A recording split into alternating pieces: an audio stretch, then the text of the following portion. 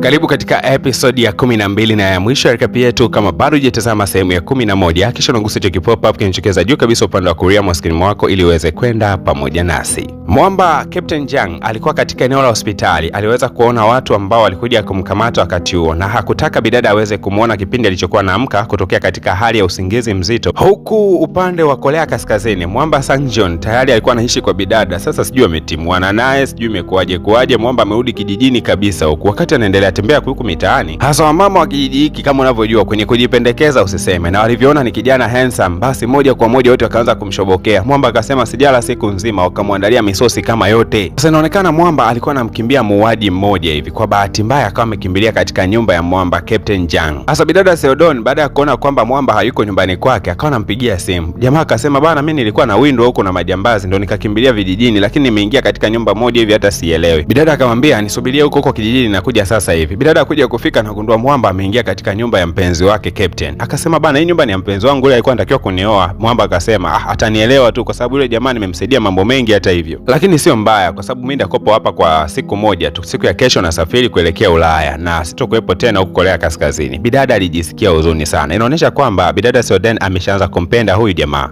Lakini Mwamba akaongezea kwa kusema kwamba anakushukuru sana kwa namna ambavyo umenijali, umenitunza, umenisimamia katika nchi ya Korea Kaskazini, nchi ya ugenini, lakini nimeishi kwa amani kama vile niko nyumbani. Asante sana. Bidada akawa ananyanyuka zake anaondoka. Lakini Mwamba haraka sana, unajua huyu jamaa ni mtundu, akamshika bidada mkono, akasema najua ambacho unakihisi, najua pia hicho unachokihisi ndicho ambacho na mimi mwenyewe nakihisi. Kwa lugha nyepesi alikuwa anamwambia kwamba najua kwamba unanipenda, hata mimi mwenyewe nakupenda hivyo hivyo. Mwamba akashuka magoti na taratibu akawa anamvisha bidada pete, akimaanisha kuwa yuko serious sana juu yake. Na Mwamba akawa anamueleza bidada wakati anaendelea kukimbizwa na majambazi, alifika sehemu moja ambalo wanauza pete. Roho yake tu ikamwambia hebu nunua pete kisha uendelee kukimbia. Basi nikafanya hivyo, ndo nikaja kwako mpaka sasa hivi nakuvisha. Yaani nimekuvisha hii pete katika mazingira yangu magumu sana. Na kesho ilipofika, bidada alimsindikiza Mwamba mpaka airport, na baada ya kumfikisha tu jamaa akawa anarudi nyumbani, ila ndani ya gari alikuwa analia tu. Kila kitazama ile pete analia kwa sababu anahisi kwamba jamaa anaweza asimuone tena. Hasa wale majambalika ambao walikuwa namuinda Mwamba huyu wakajua kwamba huyu kwa sababu anashinda sana na bidada Seoden huenda wana date. Wakampigia simu wakamwambia tayari tumeshamteka bidada. Kwa hiyo sasa ndani ya saa moja kama utakuwa hujafika basi utapokea maiti yake huko Korea Kaskazini. Mwamba akiwa airport akawaza, niilishe kwenda Ulaya nibaki huko Korea Kaskazini ambako nawindwa ama niondoke tu au ili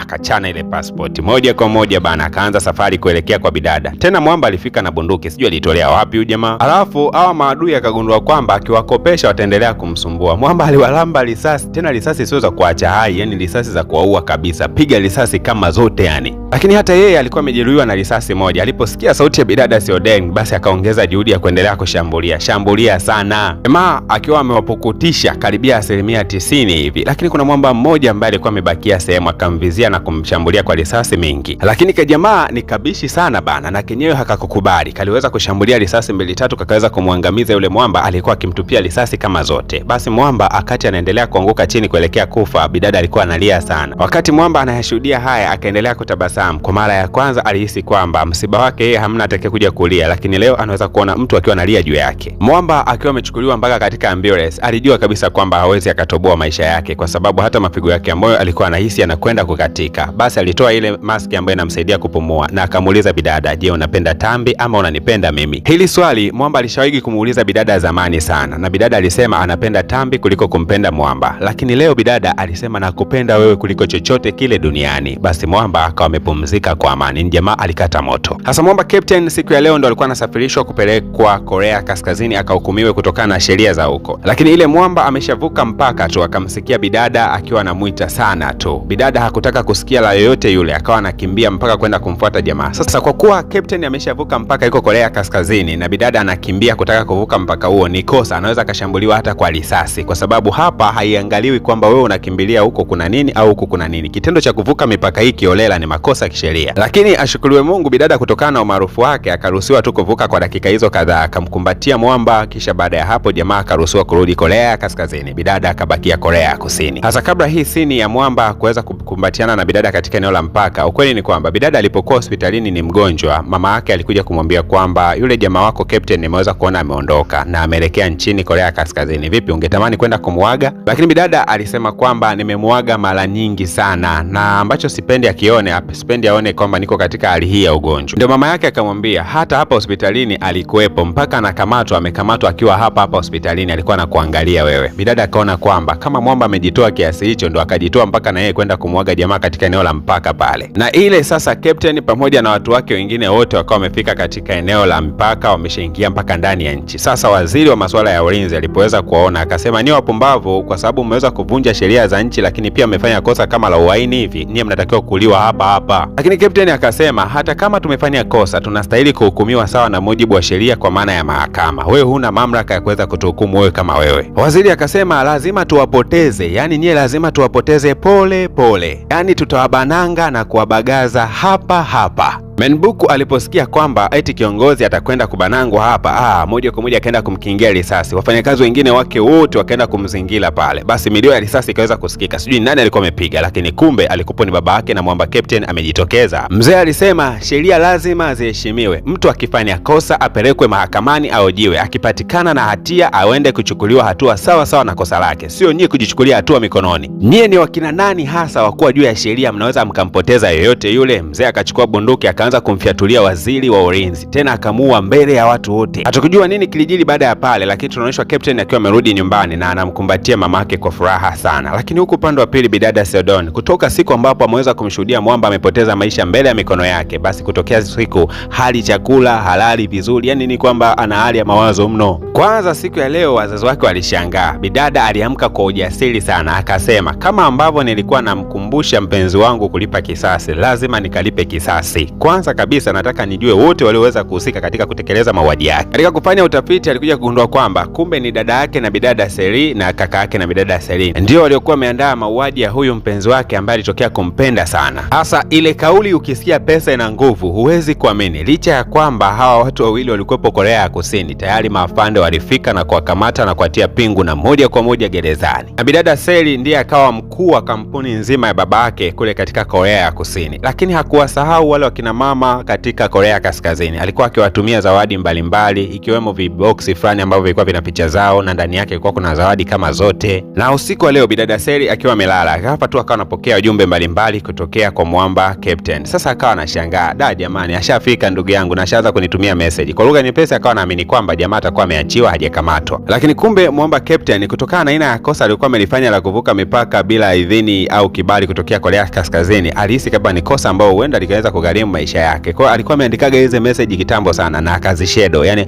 unaandika message afu unazipangilia kwamba zitakuwa zinajituma zenyewe baada ya siku kadhaa. Hiyo bidada anahisi kwamba amekuwa text na Mwamba, kumbe hizi message za automatic ambazo zilikuwa zimesetiwa na jamaa wake zinajituma zenyewe kwa muda baada ya muda. Na hizi message mpaka zipo ambazo zilikuwa zinamkumbusha bidada kula, zilikuwa zinamkumbusha aina gani ya nguo aweze kuivaa katika hiyo siku, na bidada alikuwa anafuatisha sawa sawa na vile message ambazo zinasema. Umeona nguvu ya mapenzi? Yani mtu akikupenda huwa uhangaiki sana kumpa maelekezo. Ukijikuta una mpenzi ambaye kila wakati unamuelekeza sana, jua kabisa kwamba hana upendo juu yako. Jamaa alikuwa anamwagizia bidada, licha ya kwamba alikuwa Korea Kaskazini, lakini siku moja akamwagizia bidada mche mmoja hivi, akamwambia umwagiliage maji, afu utakapokuwa huo mche utakuja kuniambia ni mche gani. Baada ya ule mche kuweza kukua, kumbe ulikuwa ni mche wa minyani ambao bidada aliupandaga kule Korea Kaskazini. Lakini message ya mwisho ilikuwa ni message iliyotumwa, yani Mwamba alikuwa ameandaa message kwa mwaka mzima. Sasa hii message imefika mpaka sasa hivi ni mwaka mmoja umeweza kupita. Hii message ya mwisho ilikuwa inasema nataka nionane na wewe katika nchi ya Switzerland. Kama utaweza basi tuelekee huko. Japokuwa message haikusema ni siku gani waweze kuelekea huko wala sehemu gani watakao kwenda kukutania. Na bila shaka yote bidada ataelewa ni wapi watakwenda kukutania, ila waelekee tu Switzerland. Bidada haraka sana akapunga safari mpaka Switzerland na akaenda katika lile eneo ambalo alimuonaga Mwamba kwa mara ya kwanza kabisa akiwa na play piano, lakini hakuweza kumuona siku ya leo. Bidada kila akiwa anaenda akawa anamkosa jamaa. Siku zinazidi kukatika tu, mamake akawa anamtia moyo kwamba upendo wa kweli una ahadi ambazo zinatunzika na zinakumbukika. Kwa hiyo iko siku jamaa ataikumbuka ahadi yako na atakuja kuelekea katika eneo hilo hilo ambalo mlipanga kuweza kukutana. Na kwa kuwa bidada alikuwa anapenda sana michezo ile ya kuruka katika anga, basi hata alipokuwa huko Switzerland pia alikuwa anapenda sana kuruka na ile parachute yake, anaendelea kuenjoy. Sasa kuna kipindi aliweza kutua chini. Baada ya kutua chini, kwa bahati mbaya ile parachute lake ilikuwa limemfunika. Ile kujifunua tu anagundua kwamba Mwamba Captain yuko mbele yake. Bidada alimkumbatia sana Mwamba. Alimkumbatia kiasi ambacho aliapa kwamba kutokumwacha tena kwa wakati huu. Simulizi inasema kwamba bidada Sel pamoja na mwamba Captain waliamua kuanza maisha yao huko katika nchi ya Switzerland kwa sababu ni nchi ya ugenini na huko wanaweza kaanzisha maisha yao na watoto wao na wajukuu wao huko. We bwana we, mpaka kufikia hapo ndio tunakuwa tumefika ukomo wa tamthilia yetu. Sasa ngoja nikupe tangazo la tamthilia mpya ambayo inakwenda kuanza. Mchuzi huu unaanzia huko ndani ya nchi ya Korea, nchi tamu kabisa. Lakini hapa anaonekana bidada mmoja anayefahamika kama Yoro akiwa anakimbia mitaani na anakwenda kutafuta ajira. Ni mara nyingi tu bidada ameomba ajira na amekosa. Sijui ana mkosi gani, yani amehangaika sana lakini bado ajira amekosa tu. Sasa siku ya leo katika harakati za kuendelea kukimbia barabarani, kuna gari moja ilikuwa imepoteza mwelekeo na ikawa inabiringita tu. Bidada aliweza kuiona ile gari na bahati mbaya ilikuwa inaelekea uelekeo wake ule. Hasa unajua wakati mwingine kifo kikifika kimefika tu. Bidada alijikuta hana cha kufanya kwa sababu hata akiamua kukimbia hii gari lazima itamkuta kwa sababu ilikuwa spidi sana. Alichokifanya ni kufumba macho yake ili kusubiria kifo kije tu akiwa hata akioni. Ghafla kuna mtu alikuja akamzingira bidada na akamuondoa kidogo katika eneo la tukio. Hasa wakizania kuwa wako salama, kumbe ile gari wakati inaendelea kubilingita ndio ikawa inawaangukia. Lakini amini usiamini, mwamba alinyanyua mkono wake na akaizuia ile gari. What the miracle is this? Huu ni muujiza kiasi gani? Imewezekanaje mtu aweze kuzuia gari? Si mimi tu nilikuwa najiuliza swali hili, lakini hata bidada alijiuliza swali hilo asipate majibu. Kichwa kikamuuma mpaka akazimia. Na mbaya zaidi, mtu aliyekuwa amemsaidia bidada hakuwahi kujionesha sura yake. Kwa hiyo bidada hakujua kabisa ni nani aliyeweza kumsaidia. Na sio bidada tu, mpaka mimi na mashabiki zangu bado hatujamjua huyu mtu ni nani. Sasa tukutane katika recap hii ambayo itakwenda kuanza hivi karibuni. Lakini naombi moja nzuri sana kwako. Watu wengi wamekuwa wakisifu na kupongeza namna ambavyo tunakwenda spidi katika recap zetu. Lakini ukweli ni kwamba hiyo ni spidi ndogo sana. Huwa mimi nakwenda na spidi kubwa, hata ikiwezekana kila baada ya saa kutoa episode moja. Unachotakiwa kufanya ni rahisi sana. Tunatakiwa tufanikishe kulipia wifi yetu ambayo inalipiwa gharama shilingi 70,000 tu. Idadi ya watu 70 tu wanatosha kuweza kuilipia hiyo. Kama utakuwa na shilingi 1,000 tu, unaweza kuchangia kupitia nambari yangu ya simu ya Airtel. Hiyo unaweza kuiona hapo katika skrini yako. Jina litakuja Paul Mwakyusa. Baada ya kufanya hivyo utakuja kunicheki inbox kupitia nambari yangu ya WhatsApp kama unavyoweza kuiona, utasema DJ tayari nimeshachangia. Tutakapofikisha shilingi 70,000 tu, basi series hii itakwenda kuanza mwanzo mpaka mwisho, na kuanzia hapo tutakuwa kila tamthilia tunaanza ndani ya siku moja na inaisha ndani ya siku moja. Kama unaikubali PVP Media Max, kama unaipenda DJ Paul, basi nikukaribishe sana. Kama una shilingi 1,000, kama una shilingi 500, unaweza ukachangia ili mradi tu tuweze kusonga mbele katika kazi zetu hizi. Asanteni sana. Walishasemaga wahenga, kutoa ni moyo na si utajiri.